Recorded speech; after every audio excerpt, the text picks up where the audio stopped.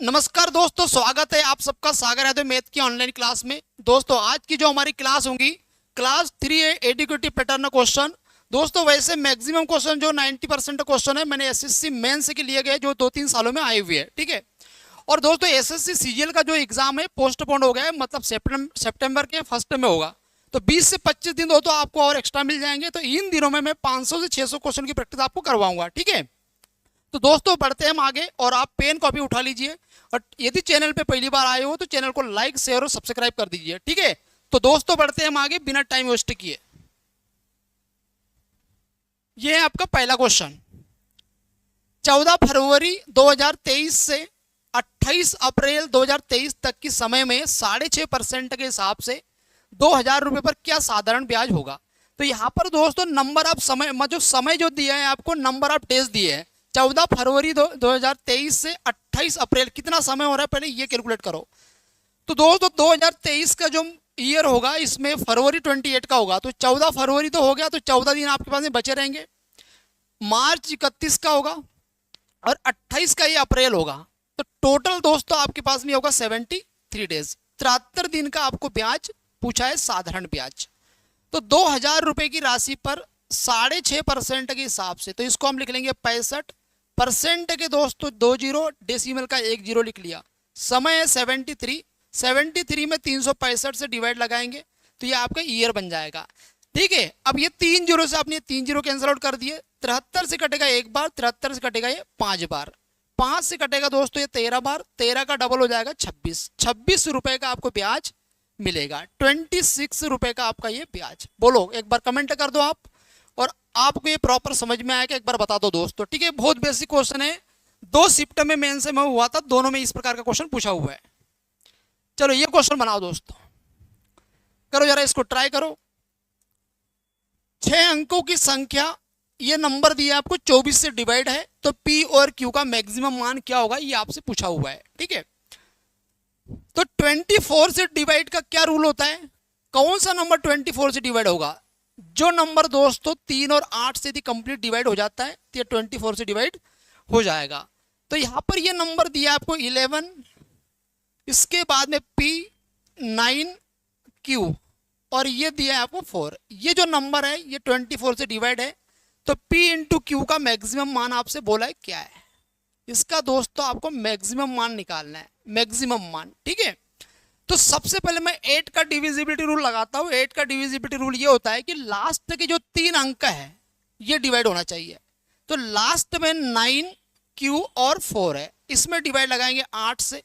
तो Q का value आप क्या रखेंगे कि आपका 8 से कंप्लीट डिवाइड हो जाए। तो देखो Q का वैल्यू यदि मैं पहले 1 रखता हूं तो ये 914 हो जाएगा। पर एक चीज मैं आपको बताता हूं, मैक्सिमम मान बोला है P और Q का।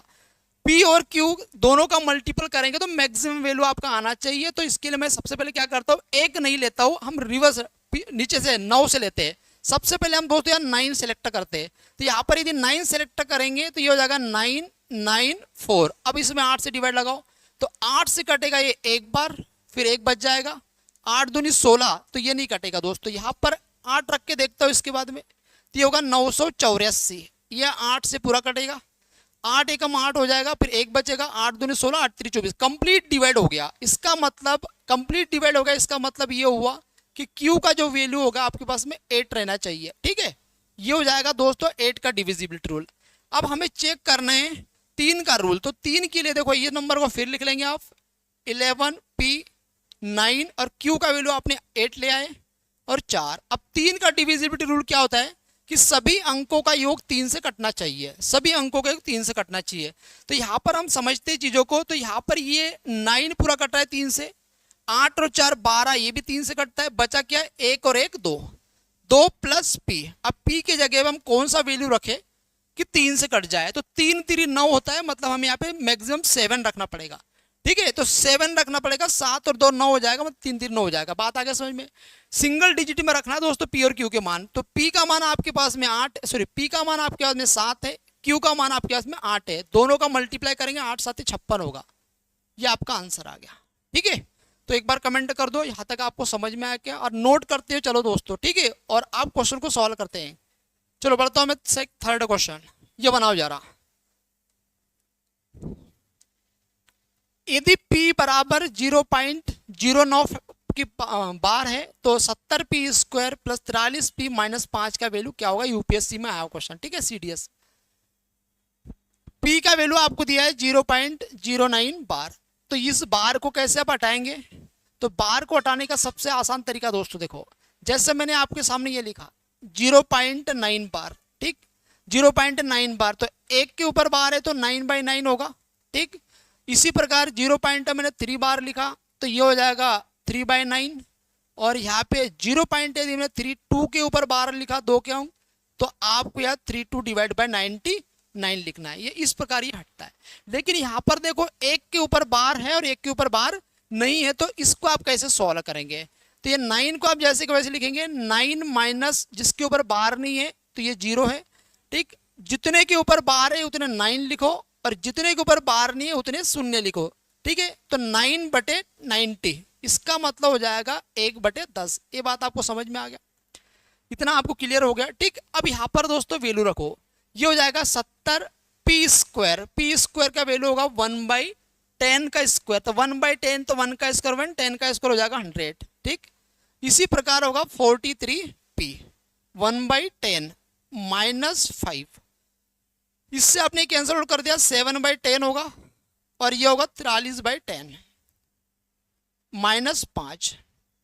इसको जब आप सॉल्व करेंगे तो 10 एलसीएम आएगा, 43 में 7 जोड़ेंगे 50 माइनस 5, इससे कैंसिल आउट होगा, 5 में से 5 घटाएंगे दोस्तों 0 आएगा आपके पास में, ये आपका आंसर आ गया, ठीक है।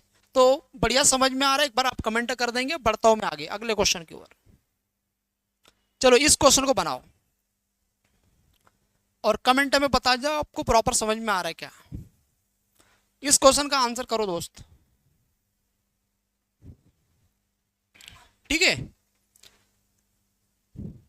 20%, 35% और 10% सक्सेसिव रेट है, तो कितना इक्विवेलेंट डिस्काउंट होगा। क्वेश्चन में कह रहा है what is the single discount equivalent to the successive discount 20%, 35%, 10%।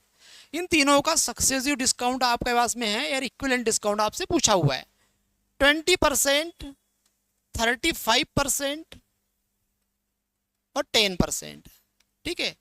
दोस्तों सक्सेसिव डिस्काउंट दिए हैं आपको, और इनसे एक इक्विवेलेंट डिस्काउंट आपको बोला हुआ है, ठीक है, एक इक्विवेलेंट डिस्काउंट आपको बोला हुआ है। तो इक्विवेलेंट डिस्काउंट जब भी आपको निकालना होता है तो उसका एक फार्मूला हम आपको बताएंगे, A + B minus A × B divide by 100। इस फार्मूले को आप अप्लाई कर दो, बड़ा आसानी से होगा, ठीक है। यहाँ पर देखो किसी दो नंबर को आप पहले ले लो, 20% और 10% को मैं लेता हूँ, तो वैसे तो आपको डायरेक्ट याद होना चाहिए 20% 10% का इनका सक्सेसिव डिस्काउंट होता है, सॉरी इक्विवेलेंट डिस्काउंट होता है 28%, ठीक है। यहाँ पर 20 रखेंगे, यहाँ पे 10 रखेंगे, और दोनों का इंटू करेंगे 200 हो जाएगा, डिवाइड में 100, तो ये होगा 30 में से 2 घटाएंगे 28, 28% का इक्विवेलेंट डिस्काउंट है 10% और 20% सक्सेसिव का, ठीक है। लेकिन दोस्तों 35% के साथ में लेते हैं तो 28 + 35 माइनस इनका मल्टीप्लाई करो, 28 × 5 = 140 हो जाएगा, ये 14, 28 × 3 = 84, 84 जोड़ेंगे तो ये होगा 980, डिवाइड में हो जाएगा दोस्तों ये 100, ठीक है। अब यहाँ से चीज़ें आपको बड़ा आसान से समझ में आ रहा है, लास्ट में देखो आपके पास 0.2 आएगा, क्योंकि इससे कटेगा तो 0.8 आएगा, और 0.8 को जब घटाएंगे तो 0.2 आएगा लास्ट में, 0.2 वाला एक ही आंसर है, खत्म क्वेश्चन, ठीक है। इन दोनों को प्लस करेंगे तो 63 होगा, और माइनस 9.8, तो ये होगा मेरे भैया 53.2%। बोलो यहाँ तक आपको बात क्लियर हो गया, ठीक है। किसी भी सीक्वेंस में दिया रहेगा आपके सक्सेसिव डिस्काउंट, कोई भी नंबर में कोई भी सीक्वेंस में दिया रहेगा, पहले 20%, 35%, 10%, तो सीक्वेंस से कोई फर्क नहीं पड़ेगा दोस्तों, आप किसी को भी पहले आप ले सकते हैं, ठीक है। तो यहाँ तक आपको बात क्लियर हो गया होगा। चलो बढ़ते हैं अगला क्वेश्चन। इस क्वेश्चन को बताओ दोस्तों क्या है। दो गोलों की त्रिज्या 4:5 में है, उनके आयतन का अनुपात आपसे बोला हुआ है, ठीक है। गोले का आयतन होता है, गोले का आयतन होगा 4/3 πr³। आप सभी जानते हैं गोले का आयतन होगा 4/3, गोले का आयतन होता है 4/3 पाई आर क्यूब। आयतन ऑफ स्फेयर, गोले का आयतन 4/3 पाई आर क्यूब। गोले का आयतन आपको रेडियस दिया है 4:5, तो आयतन का अनुपात आपसे बोला हुआ है। तो दोस्तों एक बात मैं आपको बताना चाहता हूँ, छोटा सा कॉन्सेप्ट, कि जब भी रेडियस का रेशो दिया है आपको और आपको आयतन बोला है, तो 4/3 पाई जो होता है ये कांस्टेंट होता है, ठीक है। आप गोले का आयतन का रेशो डिसाइड करना है, इसके टीएसए का रेशो डिसाइड करना है, तो ये सिर्फ रेडियस पे डिपेंड करेगा, 4/3 पाई कांस्टेंट रहेगा, ठीक है। तो डायरेक्ट आयतन डायरेक्टली प्रोपोर्शन होगा आर क्यूब के।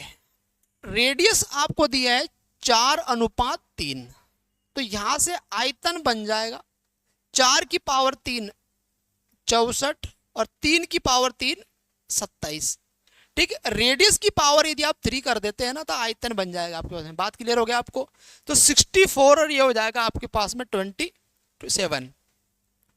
कहीं नहीं दिया है, अच्छा उल्टा हो गया। कितना है आपके पास में? सर 4:5 दिया, सॉरी हमने 4:3 ले लिया, कोई बात नहीं, ऐसे होता है, ठीक है।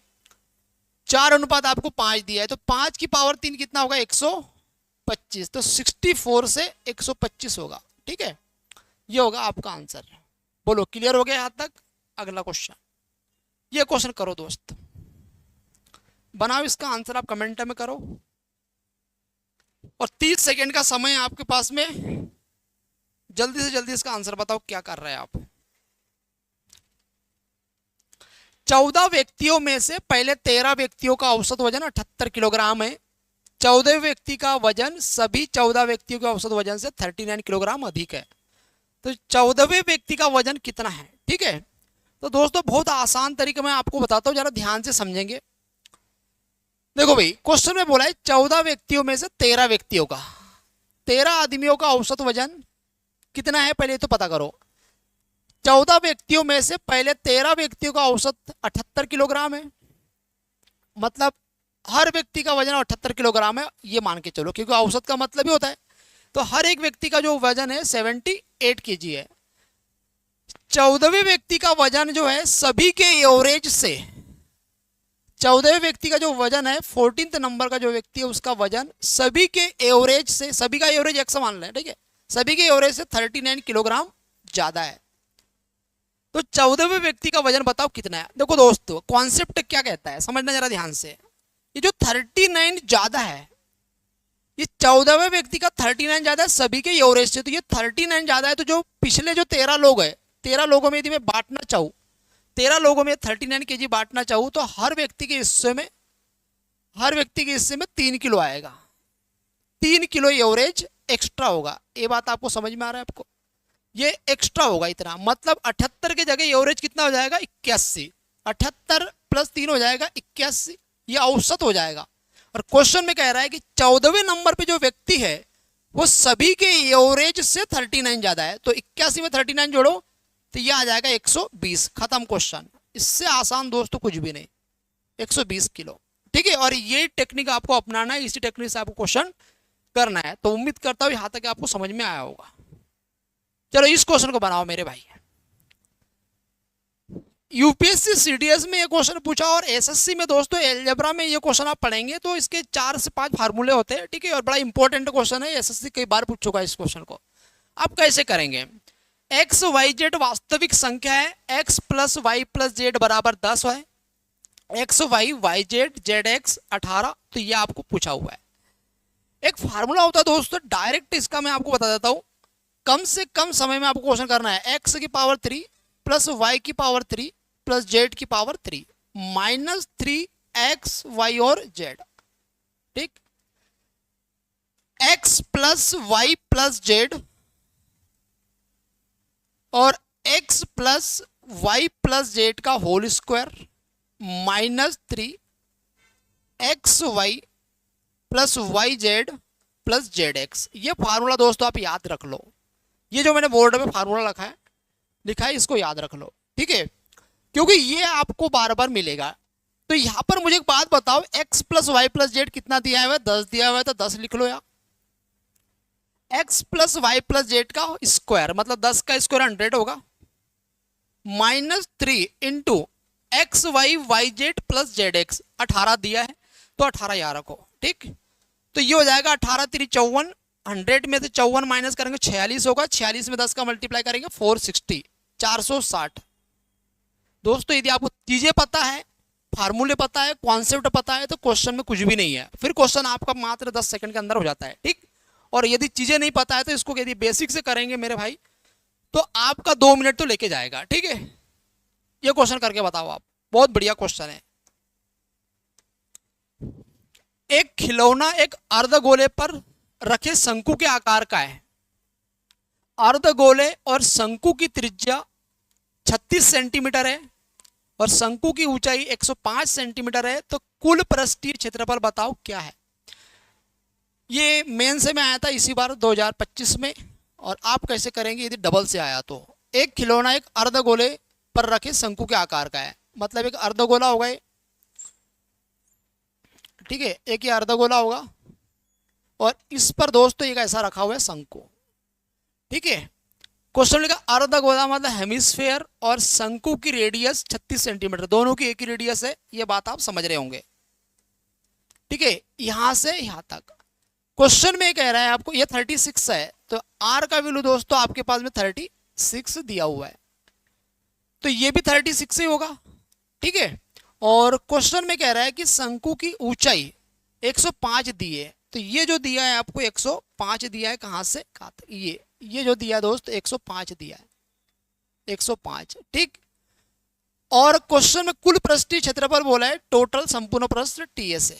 तो मुझे एक बात बताओ, इसका तो सी एस ए होगा और इसका भी सी एस ए होगा, कर्व सरफेस एरिया, वो टोटल खिलौने का संपूर्ण पृष्ठ का क्षेत्रफल बनेगा, ठीक है। तो C S A of hemisphere plus C S A of cone, समझ रहे बात को।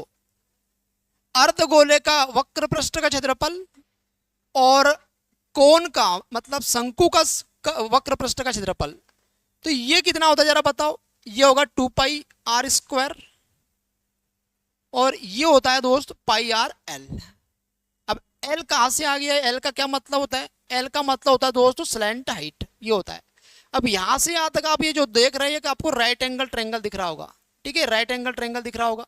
ये आपके पास में 105 है, ये आपके पास में 36 है, तो ये कितना होगा दोस्तों ये बताओ जरा।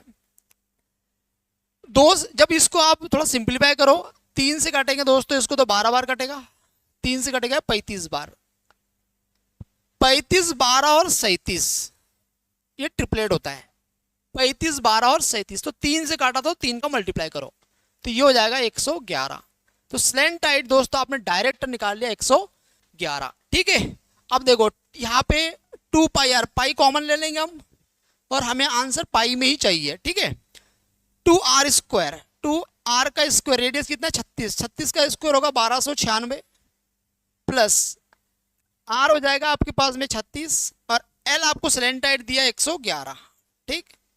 अब मैंने पहले ही ऑप्शन देख लिया दोस्तों, पाई के अलावा सभी ऑप्शन के लास्ट डिजिट जो है वो अलग अलग है, तो मैं क्या करूंगा बहुत आसान तरीके से, 6 दूनी 12 होगा, ये 12 के लास्ट में 2 है और 6 कम 6 होगा, तो इसके लास्ट में 6, तो 6 और 2 कितना होगा 8 होगा, 6 और 2 8 होगा, तो पाई रहेगा और यहाँ पे 8 लास्ट में, तो ऐसा यहाँ पे कोई भी नंबर हो सकता है। तो इस क्वेश्चन का जो आंसर होगा 8 पाई लास्ट में होगा, तो 8 पाई दोस्तों एक ही ऑप्शन में है, 6588 पाई। बोलो यहां तक समझ में आया क्या, ठीक है। कोई भी डाउट हो दोस्तों कमेंट करेंगे, लेकिन आपको सारी चीज पता होनी चाहिए, फार्मूले, कॉन्सेप्ट, ट्रिक, डिजिट सम, यूनिट डिजिट, तभी आप समय बचा पाएंगे। इस क्वेश्चन को करो दोस्त,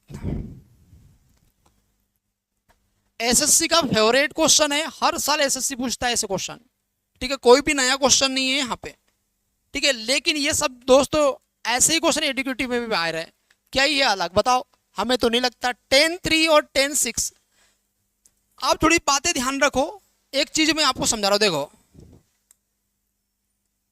a प्लस बी बराबर 90 डिग्री, a प्लस बी बराबर 90 degree, sine a into sec B बराबर 1 होता है। दूसरा formula cos A cos A into cosec B equal 1 होगा। तीसरे नंबर पे tan A into tan B, ये भी 1 होगा। चौथे नंबर पे cot A into cot B, ए भी 1 होगा। पर कंडीशन ये है कि ए प्लस बी 90 डिग्री होना चाहिए। तो sine A into sec B, cos A into cosec B, tan A into tan B और cot A into cot B, ये सारा 1 होगा। अब दोस्तों यही चीज आपसे पूछा हुआ है ये वाला, ठीक है, sorry ten A into tan B equal 1 होता है। Ten A into tan B 1 होता है। कब होगा ये 1? कब होगा? जब ए प्लस बी 90 डिग्री हो। ए प्लस बी 90 डिग्री हो तो यहां पर टेन 3x और टेन 6x इक्वल आपको 1 दिया है। तो 6 और 3 दोस्तों 9x होगा और इसके इक्वल आपको 90 डिग्री रखना पड़ेगा और x के मान होगा 10। x का वैल्यू 10 डिग्री है। क्वेश्चन है x का मान ज्ञात करो और x का मान होगा 0 से बड़ा या बराबर या 30 से छोटा होगा। तो आपको 30 से छोटा मिलेगा 10 डिग्री। खत्म क्वेश्चन, ये आपका आंसर है। ठीक है, तो बोलो भाई यहां तक समझ में आ रहा है आपको? कोई किसी प्रकार का डाउट हो तो बताओ। ठीक है, चलो अगला क्वेश्चन।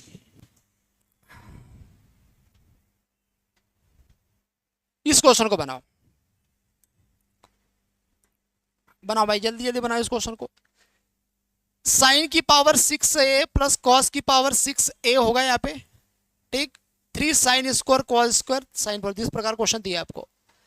दोस्तों मुझे साइन और कॉस हर जगह दिख रहा है, तो जब साइन और कॉस हर जगह दिखे तो थीटा बराबर से 0 रखो या फिर थीटा बराबर से 90 वैल्यू पुट करो। अब 0 रखेंगे तो या कॉसेक आ जाएगा, साइन 0 का मान 0 होगा, लेकिन उसका उल्टा करेंगे कॉसेक होगा तो इनफाइनाइट आ जाएगा, तो इसलिए हम 0 नहीं रखेंगे। ठीक है, अब हम यहाँ पे फिक्स कर देंगे 90 डिग्री। अब 90 डिग्री रख के देखो दोस्तों, साइन की पावर 6 90, साइन 90 का मान कितना होता है आप जानते? साइन 90 का मान कितना होगा 1, साइन 90 डिग्री का 1 होगा। तो साइन की पावर 6 90 1 होगा, 1 की पावर 6 1 ही आएगा यहाँ पे, प्लस यहाँ पे 0 आ जाएगा क्योंकि कॉस 90 का मान कितना होगा? कॉस 90 का मान 0 होगा तो ये 0 आ जाएगा। इसी प्रकार प्लस 3 इसका मान 0 हो जाएगा तो सबको 0 बना देगा। और इसी प्रकार माइनस साइन की पावर 4 तो ये 1 होगा आपके पास में। कॉस दिया आपको तो 0 हो जाएगा, प्लस 1 होगा। और साइन 90 का मान 0 तो कॉस 90 का मान भी 0 हो जाएगा। सॉरी, साइन 90 का मान यदि 1 तो कॉस 90 का मान भी 1 हो जाएगा। ठीक है, यह होगा 1 और माइनस 1 और 1 कितना होगा 2, 2 का मल्टीप्लाई कोई फर्क नहीं पड़ेगा। 1 माइनस 2 दोस्तों -1 होगा। खत्म क्वेश्चन। ठीक है, तो वैल्यू पुटिंग से आप इसको बहुत इजीली कर सकते हैं। बाकी तरीके तो मैं आपको मल्टीपल बता दूंगा, लेकिन सब में टाइम लगेगा। चलो बढ़ता हूं मैं आगे। इस क्वेश्चन को बनाओ दोस्तों। ये क्वेश्चन दोस्तों अभी काफी ट्रेंडिंग में चल रहे हैं, बहुत क्वेश्चन आ रहे हैं इस प्रकार के। क्वेश्चन में बोला है दोस्त, मूलानुपाती सूत्र using empirical formula calculate the mode for the following data. तो ये क्या होता है इस फार्मूला? तो ये फार्मूला आप रट लो जरा, मैं आपको बता देता हूं क्या है। मोड बराबर होता है दोस्त 3 मीडियन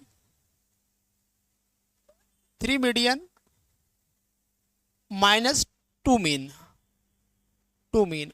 अब ये फार्मूला आपको भूलना नहीं है, ठीक है, क्योंकि इस बार एनटीपीसी में भी काफी क्वेश्चन इनसे देखने को मिले। मोड बराबर होता है 3 मीडियन माइनस 2 मीन।